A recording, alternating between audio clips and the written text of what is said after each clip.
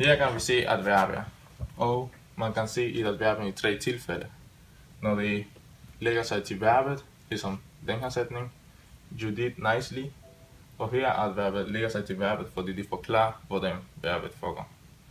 Og så har vi you did extremely well. I den her tilfælde, så ligger sig adverbet til en anden adverb, som der står her. Og så har vi she is extremely beautiful, hvor adverbet ligger sig til en adjektiv. Og det er ligesom forklare mere, hvor beautiful she is. Så, ja.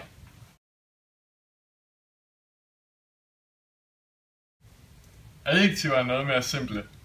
De lægger sig som udgangspunkt altid til substantivet i sætningen, og for eksempel the small dog barked, hvor small lægger sig til dog.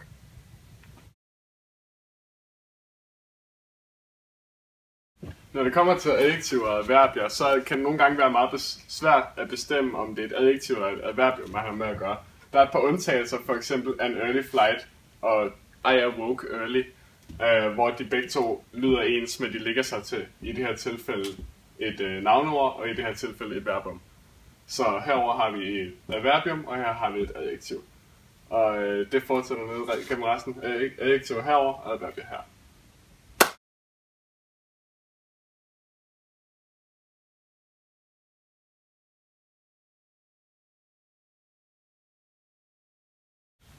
Her har vi lavet 5 sætninger, som du skal rette.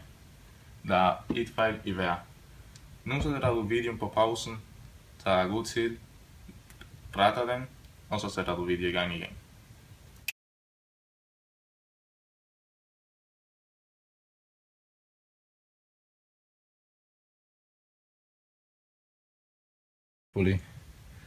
You are an extremely good walker. She looks beautiful in her dress. He drove well today. He mostly behaves tactfully.